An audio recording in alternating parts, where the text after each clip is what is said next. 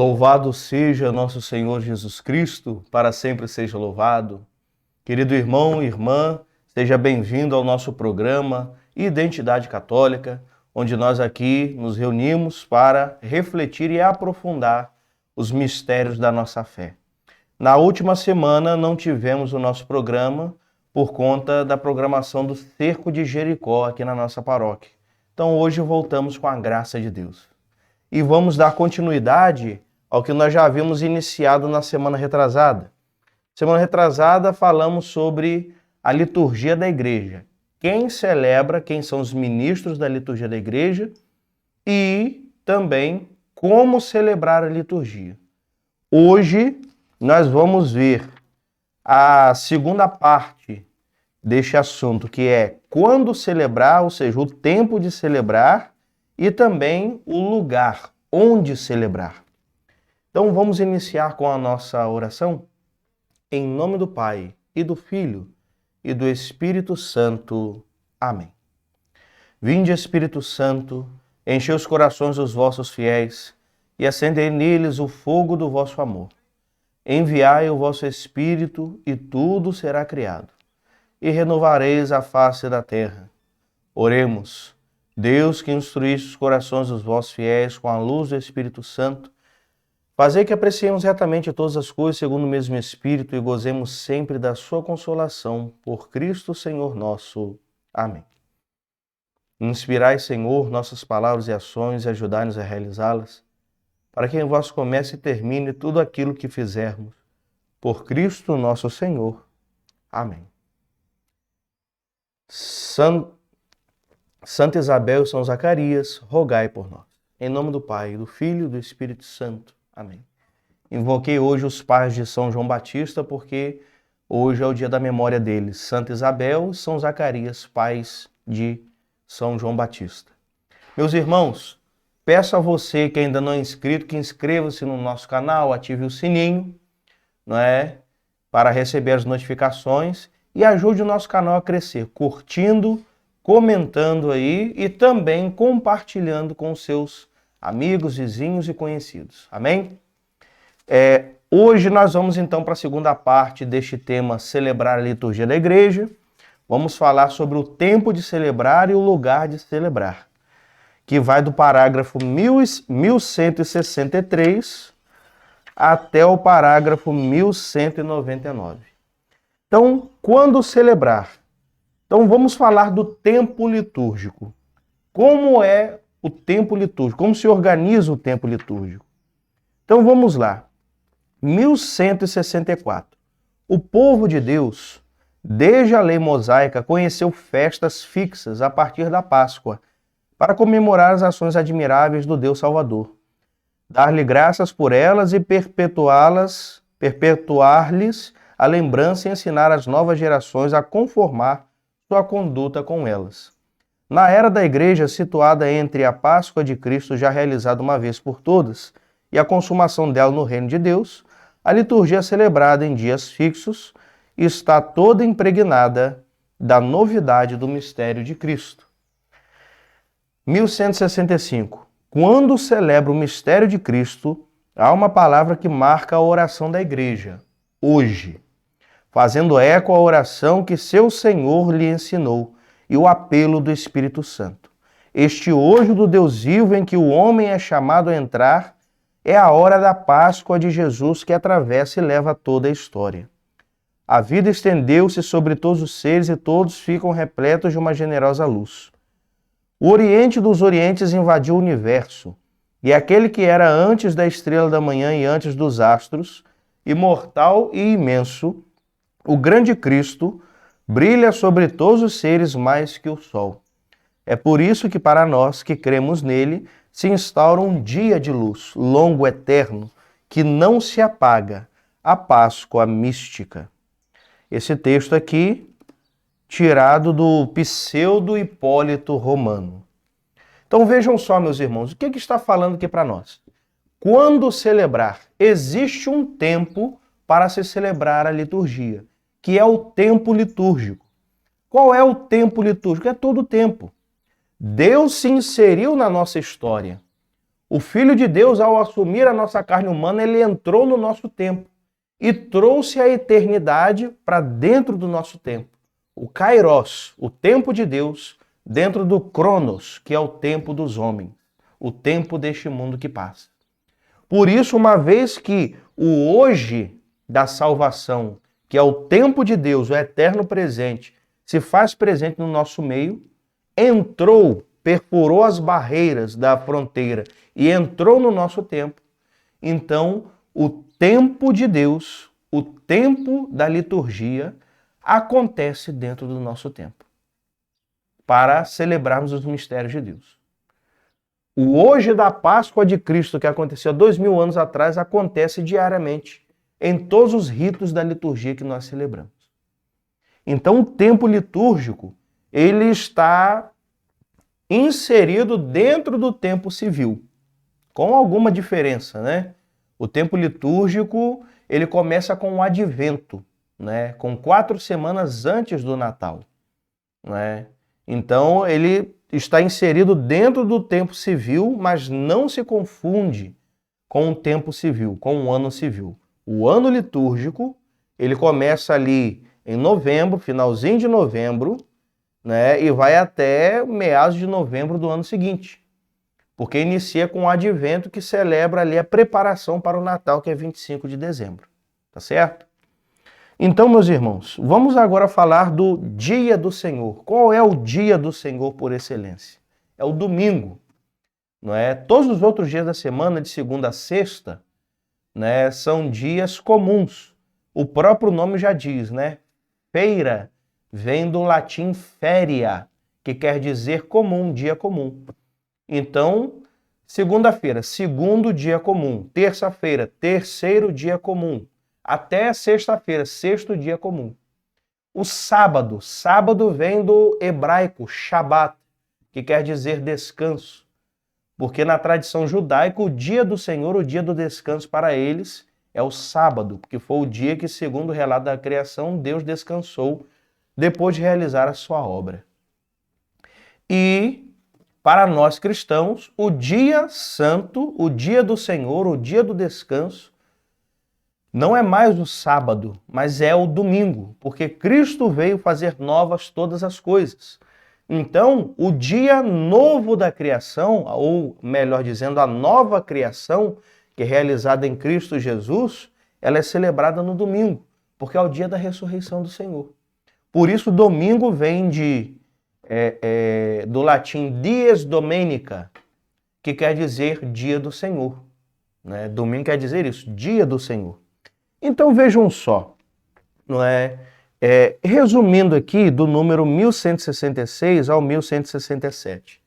As pessoas falam assim pra gente: ah, padre, principalmente pessoas que, né, querem seguir ali a leitura fundamentalista da Bíblia, né? Dizem assim: ah, padre, mas não tem lugar nenhum da Bíblia que fala que a gente tem que guardar o domingo, não é? Mas tem na Bíblia, lá no Antigo Testamento, que tem que guardar o sábado. Então, várias pessoas dizem isso, mas veja, primeira coisa, nem tudo precisa estar expressamente dito. Qual era o dia que os apóstolos se reuniam junto com os outros cristãos para celebrar? Era o domingo. Era o domingo que eles se reuniam para celebrar a Eucaristia. Né? Isso está lá nos Atos dos Apóstolos. Rezavam no templo todos os dias, os apóstolos e os demais cristãos. Mas no domingo, não passavam o dia no templo em oração. Se reuniam nas casas para celebrar a Eucaristia. Entende? Então há uma diferença muito grande nisso daí. São Paulo, a mesma coisa. São Paulo, na segunda carta aos Coríntios, se eu não estou enganado, ele se reúne para celebrar a ceia do Senhor, e fazer a coleta na cidade de Corinto para ajudar a igreja de Jerusalém que estava passando por crise financeira, no dia por excelência. Que dia por excelência é esse que ele fala na segunda carta aos Coríntios? É o dia do Senhor, é o domingo. Foi o domingo que eles se reuniram para celebrar a ceia. Pedro se reunia aos domingos, Paulo também aos domingos, não é? E ainda por cima, outro dado importante, depois que Jesus ressuscitou, Jesus aparecia para os discípulos, não só os 12, mas os 11, né? Mas os outros discípulos dele, ele só aparecia no único dia da semana. Que dia era esse? O domingo. As aparições do ressuscitado só aconteciam aos domingos, até o dia que ele ascendeu aos céus. Por quê? Porque esse é o dia do Senhor, é o dia de celebrar a ressurreição. E por último, o Apocalipse de São João nos mostra, né, que o autor daquele livro recebeu a revelação divina. Que dia da semana? Lá no capítulo 1 está dizendo, no dia do Senhor. Está dizendo bem claro, o dia do Senhor. Qual é o dia do Senhor? Domingo. Foi no domingo que ele recebeu. Então precisa estar ali expressamente escrito? Não, os próprios atos e atitudes ali já revelam. O dia do Senhor é o domingo, é o dia da ressurreição, é o dia da nova criação. Então vamos lá. O ano litúrgico, não é? 1168. Partindo do tríduo pascal como de sua fonte de luz, o tempo novo da ressurreição enche todo o ano litúrgico com sua claridade, aproximando-se progressivamente de ambas as vertentes desta fonte. O ano é transfigurado pela liturgia. É realmente ano de graça do Senhor. A economia da salvação está em ação na moldura do tempo, mas desde a sua realização, na Páscoa de Jesus, é a efusão do Espírito Santo, o fim da história antecipado em antegozo, e o reino de Deus penetra o nosso tempo. 1169. Por isso, a Páscoa não é simplesmente uma festa entre outras. É a festa das festas, solenidade das solenidades, como a Eucaristia é o sacramento dos sacramentos. E no número 1171, o ano litúrgico, prestem bem atenção, o ano litúrgico é o desdobramento dos diversos aspectos do único mistério pascal. Isto vale muito particularmente para o ciclo das festas em torno do mistério da encarnação, a Anunciação, Natal e Epifania, que comemoram o começo de nossa salvação e nos comunicam as primícias do mistério da Páscoa. Então vejam, o que está dizendo aqui para nós? Qual a importância do ano litúrgico dentro da história da igreja, dentro da vida da igreja? O ano litúrgico é uma forma catequética de ajudar os fiéis a serem introduzidos no mistério pascal de Cristo, no mistério da vida inteira de Jesus Cristo.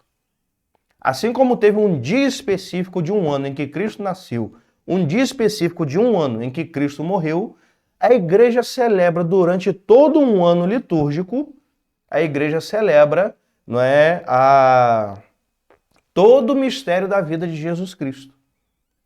Por isso, o ano litúrgico, como um todo, ele é um desdobramento, uma vivência de experiência da fé de cada cristão, dentro do seu interior, né, de todo o mistério da vida de nosso Senhor Jesus Cristo. Por isso, o ano litúrgico ele tem dois polos. O ciclo do Natal, que comemora ali o início da nossa salvação com o nascimento de Cristo, e o ciclo da Páscoa, que comemora ali a concretização da nossa salvação pela paixão, morte, ressurreição e ascensão aos céus de Jesus. E todos aqueles dias do ano civil que estão fora destes dois grandes ciclos, o ciclo do Natal que pega o Advento e o tempo do Natal, o ciclo da Páscoa que pega a Quaresma e o tempo da Páscoa, né, todos os outros dias que estão fora desses dois ciclos representam o tempo comum. O que é o tempo comum? É o tempo da igreja, após a ascensão de Jesus aos céus e o derramamento do Espírito Santo sobre a igreja. É o tempo da igreja, é o tempo da graça, é o tempo da espera do retorno da vinda do nosso Messias e Deus Salvador. A liturgia das horas. Vamos lá. 1174. O mistério de Cristo, sua encarnação, sua Páscoa, que celebramos na Eucaristia, especialmente na Assembleia Dominical, penetra e transfigura o tempo de cada dia pela celebração da liturgia das horas, o ofício divino. Esta celebração em fidelidade às recomendações apostólicas de orar sem cessar, e está constituída de tal modo que todo o curso do dia e da noite seja consagrado pelo louvor de Deus. Ela constitui a oração pública da Igreja, na qual os fiéis, os padres religiosos e leigos, exercem o sacerdócio régio dos batizados. Celebrada segundo a forma aprovada pela Igreja, a liturgia das horas é verdadeiramente a voz da própria esposa que fala com o esposo, e é até a oração de Cristo com seu corpo ao Pai. Então, o que está dizendo aqui para nós sobre a liturgia das horas? Veja, o ano litúrgico e o dia do Senhor, que é o domingo, foram criados para nós santificarmos os dias dentro do nosso tempo mundano, dentro do nosso tempo secular, do tempo civil. A liturgia das horas é um ofício apenas de orações, não tem sacramentos dentro dele, são apenas orações, um livro de orações, um ofício de orações, onde por meio dessa liturgia das horas, nós santificamos não os dias, mas as horas de cada dia. As horas de cada dia sendo santificadas ao Senhor. Por quê? O próprio Jesus disse, a nós para estarmos vigilantes a todo momento, orar sem cessar, para não cairmos nas ciladas do inimigo, e para alcançarmos o reino dos céus. Deu para entender? E justamente na agonia de Jesus no Horto das Oliveiras, ele chama Pedro, Tiago e João para vigiar em oração com ele durante toda a noite. Quando ele sofreu a agonia dele no Horto das Oliveiras, suor de sangue, 4 vezes Jesus teve que parar a oração dele ao Pai para ir chamar a atenção dos 3 discípulos, porque estavam dormindo, não eram capazes de vigiar ao menos 1 hora com ele. Então, a partir desse apelo de Nosso Senhor, a Igreja sentiu a necessidade, a Santa Igreja sentiu a necessidade de santificar as horas do dia. E como que a Igreja santifica as horas do dia? Com a liturgia das horas. Tem a oração da manhã, que são as laudes. A oração durante o dia, que é a chamada hora média, que pode ser celebrada às 9, ao meio-dia ou às 3 horas da tarde. E tem a oração da tarde ali, da mudança da tarde para a noite, que é a oração das vésperas, e a oração da noite antes de dormir, que são as completas. E ainda tem o ofício das leituras, que é rezado com uma dessas orações, com uma das 2 orações maiores, que são as laudes ou as vésperas. E isso remonta também à tradição dos salmos, No Salmo 32, o salmista diz, e apresenta que esse era o costume dos judeus no Antigo Testamento. Lá diz no Salmo 32, 7 vezes por dia eu te louvo, ó Senhor. Daí a Igreja sentiu a oração de santificar as horas do dia, determinando 7 orações durante horas específicas do dia. Se a gente juntar aí, as laudes, o ofício das leituras, a oração das 9, do meio-dia, das 3 da tarde, as vésperas e as completas, segue justamente essa tradição dos judeus. Então é isso, meus irmãos. Esse é o tempo. Quando celebrar? Celebrar no ano litúrgico o dia do Senhor e santificando os dias de cada dia, santificando os dias de cada dia, santificando o dia inteiro com as orações dentro das horas do dia. É isso. E agora, e além da liturgia das horas, temos também a Lectio Divina, que é uma outra tradição da Igreja, que é justamente a tradição de se meditar, a Sagrada Escritura diariamente. Agora vamos entrar então no lugar. Já falamos do tempo, quando celebrar. Agora o lugar, onde celebrar. Vamos lá, a partir do 1179 ao 1186. Assim nos diz o 1179. O culto em espírito e em verdade da nova aliança não está ligado a um lugar exclusivo. A terra inteira é santa e foi entregue aos filhos dos homens. O que ocupa lugar primordial quando os fiéis se congregam em um mesmo lugar são as pedras vivas reunidas para a construção de um edifício espiritual. O corpo de Cristo ressuscitado é o templo espiritual do qual jorra a fonte de água viva. Incorporados a Cristo pelo Espírito Santo, nós é que somos o templo do Deus vivo. Então o que está dizendo aqui para nós? Qual é o lugar de se celebrar a liturgia de Cristo? Qualquer lugar. Porque Cristo veio e fez novas todas as coisas. A terra toda é santa, porque toda a terra, todo o planeta Terra foi santificado pela obra de Cristo. Então pode-se celebrar a liturgia em qualquer lugar da face da terra, até no mar. Deu para entender? Até no mar podemos celebrar a liturgia celeste, porque toda a terra é santa. Em qualquer lugar da face da terra pode ser erguida uma igreja cristã, uma igreja católica, não é? Porque o verdadeiro lugar, o lugar santo, não é, onde a liturgia é celebrada, é o templo do coração dos fiéis. Os fiéis são o lugar santo, onde se é celebrado a liturgia. Então, onde os fiéis estão reunidos para celebrar a liturgia, ali está o lugar santo. Porque eles trazem dentro do seu coração, pelo santo batismo, a presença de Deus, a Santíssima Trindade. Então, eles são o templo santo do Senhor. 1180. Quando o exercício da liberdade religiosa não sofre entraves, os cristãos constroem edifícios destinados ao culto divino. Essas igrejas visíveis não são simples lugares de reunião, mas significam e manifestam a igreja viva neste lugar, morada de Deus com os homens reconciliados e unidos em Cristo.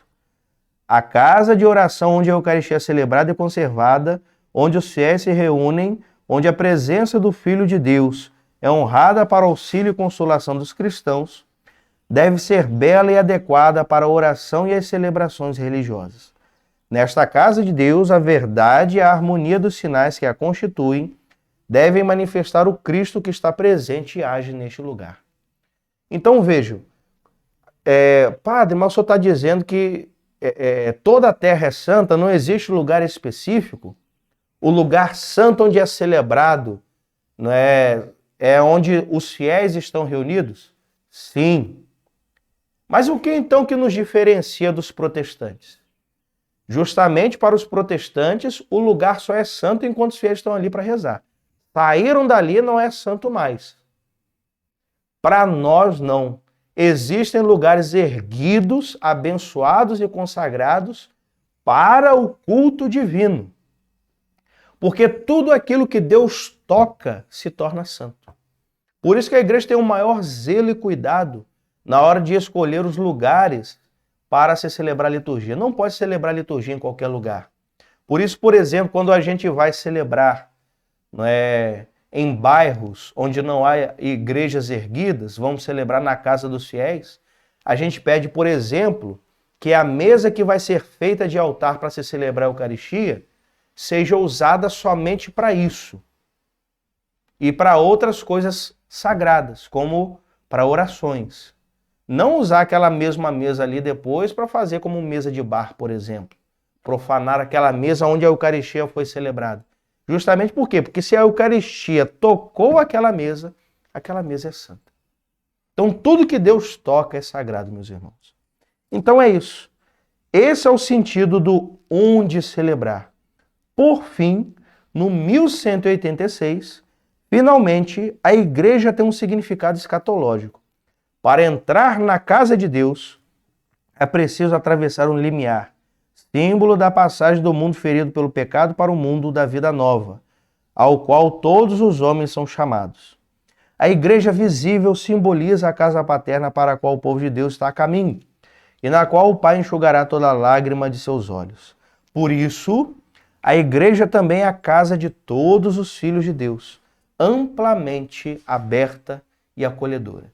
A igreja, como um todo, é este o lugar santo, onde a liturgia é celebrada. A igreja é a casa de Deus, porque ela acolhe todos os filhos de Deus. E quem é a igreja? Todo o povo de Deus reunido no lugar santo para celebrar os mistérios da fé. Então, por aqui nós ficamos, ok? Se você tiver alguma dúvida, pode deixar aí nos comentários que teremos o maior prazer, não é, de responder as suas dúvidas. O Senhor esteja convosco. Ele está no meio de nós. Pela intercessão de Santa Isabel e São Zacarias, abençoe-vos o Deus Todo-Poderoso, Pai, Filho e Espírito Santo. Amém. A alegria do Senhor seja a vossa força, ide em paz, o Senhor vos acompanhe. Graças a Deus.